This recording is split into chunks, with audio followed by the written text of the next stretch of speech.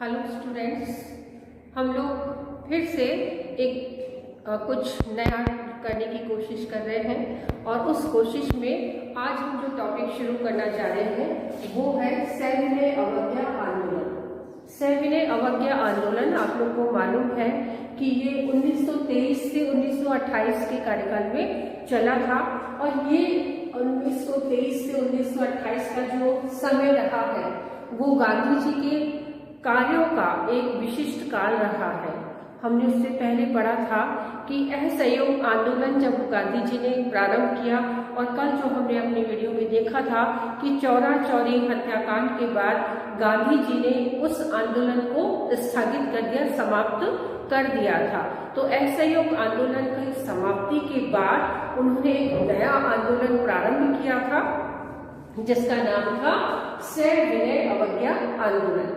यूं तो हम इस चीज को पढ़ चुके हैं, समझ चुके हैं, लेकिन पुनः एग्जामिनेशन के पॉइंट ऑफ व्यू से कुछ विशिष्ट घटनाएं हैं जो सविनय अवज्ञा आंदोलन से रिलेट करती हैं, उसके बाद में कुछ भारत छोड़ो आंदोलन से रिलेट करती हैं और फिर दो शासन अधिनियम भी हमने पढ़े थे, 1919 का भारतीय शासन अधिनियम और 1935 का भारतीय शासन अधिनियम। तो उनमें से कुछ अंश मैं आपके लिए लेकर आई हूँ। इन सभी का मिला जुला प्रारूप आज हम पढ़ने जा रहे हैं और ये आपके एग्जामिनेशन पॉइंट ऑफ व्यू से काफी महत्वपूर्ण है। तो इस महत्वपूर्ण जानकारी को हम आगे बढ़ाते हैं। तो सविनय अवज्ञा आंदोलन 1923 से 1928 के बीच में हुआ था, जिसकी मुख्य घटनाक्रम जो हम देखते हैं तो एक मुख्य घटना है दांडी यात्रा। जो तो हमें ज्ञात है कि सविनय अवज्ञा आंदोलन की कुछ विशिष्ट परिस्थितियां रही और 1923 से 1928 के बीच में कांग्रेस की 3 प्रमुख परिस्थितियां रही, जिसमें उन्होंने स्वराज्य दल की स्थापना की और उनके कार्यों को हम विशिष्ट रूप से पढ़ चुके हैं। साइमन कमीशन भी इसी समय आया और सर्वदलीय सम्मेलन और नेहरू रिपोर्ट भी इसी समय दी गई। यदि हम इसकी पृष्ठभूमि के मुख्य बिंदुओं को देखते हैं तो उस समय कलकत्ता कांग्रेस का अल्टीमेटम, इंग्लैंड में नई सरकार जो मजदूर सरकार बनी थी उससे जनता की अपेक्षाएं बढ़ी थी। 1929 की लाहौर अधिवेशन द्वारा पूर्ण स्वराज्य की मांग की गई। देश की गंभीर आर्थिक स्थिति थी। इतनी सारी पृष्ठभूमि के बाद में एक विशिष्ट कार्यविधि निकल कर आई जो गांधी जी के द्वारा की गई थी और वो थी दांडी यात्रा।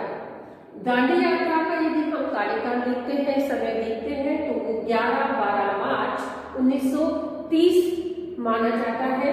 इस समय गांधी जी के नेतृत्व में इस यात्रा का आयोजन किया गया और साबरमती से लेकर गुजरात की साबरमती से प्रारंभ होकर दांडी समुद्र तक ये यात्रा जानी थी और इस यात्रा का जो वो दूरी थी लगभग 200 किलोमीटर थी। 200 किलोमीटर की दूरी को पैदल पूर्ण करना था। गांधी जी अपने कुछ साथियों के साथ इस कार्य में जुट गए और उन्होंने नमक कानून का स्वयं उल्लंघन कर गांधी जी ने नमक कानून का स्वयं सबसे पहले उल्लंघन किया और उसके उल्लंघन के बाद उन्होंने इस दांडी यात्रा को प्रारंभ किया। कुछ निश्चित कार्यक्रम रखे और निश्चित कार्यक्रमों के अनुसार उन्होंने इस दांडी यात्रा को प्रारंभ किया। लगभग 75,000 लोग गांधी जी के साथ इस यात्रा में शामिल हुए थे। यदि हम देखते हैं कि विभिन्न प्रकार की कार्यवाहियों को देखते हुए कि स्वयं गांधी जी ने नमक कानून का उल्लंघन कर इस आंदोलन का श्री गणेश किया और 200 किलोमीटर तक पैदल यात्रा करके पूर्ण करने में 75,000 लोगों ने इसमें भाग लिया और उनके निर्धारित कार्यक्रम इस प्रकार थे। गांव-गांव में नमक बनाना व नमक निकालने में सहयोग देना, बहनों द्वारा शराब, अफीम व विदेशी दुकानों पर धरना देना, विदेशी वस्त्रों की होली जलाना, विद्यार्थी शिक्षण संस्थाएं छोड़ देंगे और सरकारी नौकरियों का त्याग करना। तो दांडी यात्रा पूर्ण करते समय कुछ विशिष्ट कार्यक्रमों को उनको ध्यान में रखना था और विशिष्ट कार्यक्रम थे कि गांव-गांव में जहां जहां नमक जा रहा है उस जगह लोगों को सहयोग देना और ये समझाना कि ये यात्रा क्यों की जा रही है। ये और दूसरा एक विशिष्ट प्रोग्राम था कि बहनों द्वारा जो शराब बनाने, शराब और अफीम जो नशे की चीजें हैं उनकी दुकानों पर धरना दिया जाएगा। एक और महत्वपूर्ण कार्य था कि विद्यार्थी शिक्षण संस्थाएं छोड़ देंगे। एक और महत्वपूर्ण कार्य कि विदेशी कपड़ों की होली जलाई जाएगी। और एक अन्य महत्वपूर्ण कार्य था कि सरकारी नौकरियों को त्याग दिया जाएगा। तो इन समस्त कार्यक्रमों, एक मुख्य निर्धारित कार्यक्रमों के अनुसार ये दांडी यात्रा प्रारंभ की गई और इस समय गांधी जी के साथ 75,000 लोग उस यात्रा के सहभागी बने और उस सहभागिता की वजह से जो प्रशासन था वो काफी नाखुश था और प्रशासन ने अपनी दमनकारी नीतियों को इतना ज्यादा प्रबल कर दिया कि जो देखने और सुनने वाले थे उनके रोंगटे खड़े हो गए। ब्रिटिश प्रशासन ने मनमानी तरीके से लोगों को लाठियों से मारना, उनके खोपड़ी और कंधे तोड़ देना, उनके कपड़े खून से रंग देना, इतनी बुरी तरीके से उनको मारना और लहूलुहान कर देना, ये उनकी उस घटनाक्रम का एक सामान्य दृश्य हुआ करता था। लेकिन हमारे भारतीय जो साथी थे वो भारतीय साथी मानो गांधी जी ने उन्हें अहिंसा घोल कर पिला दी थी, वो सब कुछ हंसते हंसते सहन कर गए, उफ तक उन्होंने नहीं किया। तो ये ऐसा घटनाक्रम था जिसमें गांधी जी की इस यात्रा के दौरान बहुत सारी चीजें लगभग एक साथ हुई और फिर उसके बाद में भी जब ये नहीं चला, ब्रिटिश प्रशासन ने मनमानी गिरफ्तारियां शुरू कर दी और उन गिरफ्तारियों में से जब गिरफ्तारियां बढ़ती चली गई, 75,000 लोग गांधी जी के साथ में थे और भी बीच बीच में उनको सहयोग मिलता चला गया और जेल भरते चले गए, गिरफ्तारियां 90,000 तक पहुंच गई। तब इस व्यवस्था को तोड़ने के लिए 90,000 लोगों की गिरफ्तारियों के बाद ब्रिटिश प्रशासन काफी परेशान था कि इन लोगों का कार्य कैसे मैनेज हो। तो इसलिए उन्होंने एक प्रस्ताव रखा और उसी समय 3 गोलमेज सम्मेलन हुए 1930, 31 और 32 में, जिसमें क्रिप्स और साइमन कमीशन को लाया गया। साइमन कमीशन उस समय आया और साइमन कमीशन को वापस भेज दिया गया। कोई भी प्रस्ताव, चाहे गोलमेज सम्मेलन 1931 का रहा हो, चाहे दूसरा गोलमेज सम्मेलन 1931 का रहा हो, चाहे गोलमेज सम्मेलन तृतीय 1932 का रहा, लेकिन तीनों ही सम्मेलनों का कुछ भी रिजल्ट नहीं निकला और उस बिना किसी परिणाम के ही ये जो सम्मेलन था पूर्णतः से समाप्त हो गया बिना रिजल्ट के। उसके बाद हम बात करते हैं भारत छोड़ो आंदोलन के अंदर एक महत्वपूर्ण घटना थी वर्धा प्रस्ताव कि वर्धा प्रस्ताव के बारे में ये जुलाई 1942 के समय की थी। महाराष्ट्र वर्धा के अंदर ये घटना हुई थी।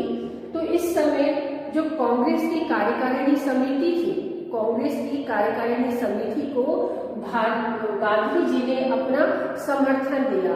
गांधी जी ने कांग्रेस समिति को अपना समर्थन देकर ये निश्चित कर लिया कि भारतीय समस्याओं का अंत ब्रिटिश प्रशासन के यहाँ से चले जाने में ही होगा। कि जब ब्रिटिश प्रशासन, जब अंग्रेज यहाँ से चले जाएंगे, भारत से चले जाएंगे, तभी भारतीय समस्याओं का समाधान होगा। और गांधी जी का जो समर्थन था, गांधी जी का इसी प्रस्ताव का जो समर्थन था, जो उन्होंने कांग्रेस की कार्यकारी समिति को दिया था, जो महाराष्ट्र वर्धा में दिया गया था, वो 14 जुलाई 1942 को दिया गया था उनको समर्थन। और उसी समर्थन को वर्धा प्रस्ताव के नाम से जाना जाता है। कि राजनीतिक एक महत्वपूर्ण घटना जिसे गांधी जी के द्वारा कांग्रेस की कार्यकारिणी समिति को समर्थन दिया गया कि भारतीय समस्याओं का समाधान अंग्रेजों के भारत छोड़ देने में ही है। उनका यही समर्थन, यही वाक्य वर्धा प्रस्ताव के नाम से जाना जाता है और इसकी डेट है 14 जुलाई 1942। तो 14 जुलाई 1942 वर्धा प्रस्ताव के नाम से जानी जाती है। अगला हम टॉपिक देखते हैं, तो वो है भारतीय शासन अधिनियम 1919 के बारे में। कि भारतीय शासन अधिनियम 1919 यूं तो हम देख चुके हैं कि प्रथम विश्व युद्ध के बाद का समय रहा है। प्रथम विश्व युद्ध 1918 में समाप्त हो गया था। उसके बाद भारतीय बढ़ते चले गए, स्वशासन की मांग को लेकर प्रबल होते रहे, लेकिन उनकी इस प्रबलता का कोई विशिष्ट अर्थ नहीं निकला और उन्होंने ब्रिटिश प्रशासन से काफी प्रयासों के बाद जो कुछ उनको उस समय हाथ लगा वो सब कुछ भारतीय शासन अधिनियम 1919 कहा जा सकता है। कि यूं तो पृष्ठभूमि रही है कि जितने भी भारतीय नेता थे, कांग्रेसी नेता थे या जो भी उस समय चाहते थे कि कुछ ऐसा हो कि ब्रिटिश प्रशासन हमें स्वराज्य देने के लिए तत्पर हो जाए, तो उसके लिए उन्होंने जो हाथ आया उस समय उसी को ही भारतीय शासन अधिनियम 1919 में दर्ज किया गया। और इसके लिए हम समझ सकते हैं छोटे प्रारूप में कि भारतीय शासन अधिनियम में द्वैध शासन प्रथा को, द्वैध शासन प्रणाली को अपनाया गया था। क्या थी ये द्वैध शासन प्रणाली? तो द्वैध का अर्थ होता है दो। यदि हम इसको इस रूप में समझें कि भारतीय शासन अधिनियम का जो ये वो है डायरार्की है, जिसे द्वैध शासन के नाम से जाना जाता है, ये डायरार्की इसका अंग्रेजी पर्यायवाची होता है। तो इस अंग्रेजी पर्यायवाची में इसके उद्देश्य वृत्ति हम देखते हैं, तो द्वैध शासन का अंग्रेजी पर्यायवाची क्या है? डायरार्की। तो द्वैध शासन का अर्थ डायरार्की होता है। डायरार्की दो शब्दों से मिलकर बना है, डाई और आर्चिस। तो डाई और आर्चिस का अर्थ होता है दोहरा शासन। तो दोहरे शासन को जब अपनाया गया तो वो भारतीय शासन अधिनियम 1919 में जोड़ा गया और इस समय प्रांतों की जो शासन व्यवस्था थी उसे दो भागों में बांटा गया। तो प्रांतीय शासन व्यवस्था को दो भागों में बांटना ही डायरार्की कहलाता है और दो ऐसे अलग अलग शक्तियों को में सौंपे गए ये दो विषय उस समय अपनाए गए, रक्षित विषय और हस्तांतरित विषय। तो रक्षित विषय वे विषय थे जो ब्रिटिश प्रशासन के अधीन थे और हस्तांतरित विषय वे विषय थे जो भारतीयों को कुछ दे दिए गए थे। तो इस तरीके से प्रांतीय शासन को दो भागों में बांटना एक प्रयोग था और उस प्रयोग को कहाँ तक सफलता मिली ये हम बाद में पढ़ेंगे। थोड़ा सा पढ़ तो चुके ही हैं, लेकिन हम इतना जानते हैं कि भारतीय शासन अधिनियम 1919 पूर्णतः असफल रहा था। कई सारे कारण रहे हैं। यदि हम देखते हैं तो भारतीय शासन अधिनियम 1919 जिसको डायरार्की कहते हैं, द्वैध शासन अपनाया गया था और ये द्वैध शासन 1 अप्रैल 1921 में बंगाल, बिहार, मद्रास, बंबई, संयुक्त प्रांत, मध्य प्रांत, पंजाब इस जगह लागू कर दिया था। यानी 7 राज्यों में प्रांतीय शासन दो भागों में विभाजित होगा, रक्षित विषय और हस्तांतरित विषयों में। तो ये 1 अप्रैल 1921 में पूर्णतः प्रांतों में लागू कर दिया गया था और बाद में 1932 में उत्तर पश्चिमी सीमा में भी इसे लागू किया गया। लेकिन भारतीय शासन अधिनियम एक बुरे नक्षत्र में इसका जन्म हुआ था और इसीलिए ये कहीं ना कहीं पूर्ण रूप से असफल रहा है। तो इसकी असफलता के पीछे कई सारे कारण रहे हैं, लेकिन हमारा जो आज का वीडियो है वो केवल इन कुछ राजनीतिक घटनाओं को समझाने का ही रहा है।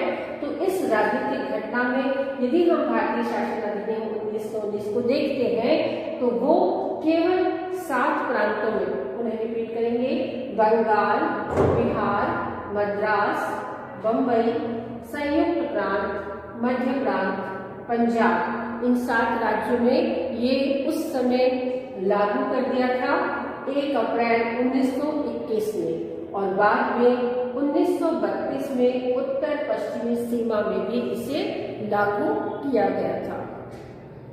यानी कि घटनाक्रम कुछ इस प्रकार का रहा कि भारतीय शासन अधिनियम 1919 एक तरह से एक जो प्रयोग किया गया था स्वराज्य की दिशा में, वो प्रयोग एक पूर्णतः असफल रहा, जिसके कई सारे कारण रहे, और बाद में भारतीय शासन अधिनियम 1919 को हटाया गया और उसके स्थान पर भारतीय शासन अधिनियम 1935 को लागू किया गया। और ये भारतीय शासन अधिनियम 1935 जहां प्रांतों में शासन सत्ता को 2 भागों में बांटा गया था, उसके स्थान पर अब परिवर्तित रूप में केंद्र में शासन को 2 भागों में बांटा गया। तो ये हम अगले वीडियो में देखेंगे। आज के लिए इस मुख्य घटनाओं के साथ ही ये समाप्त।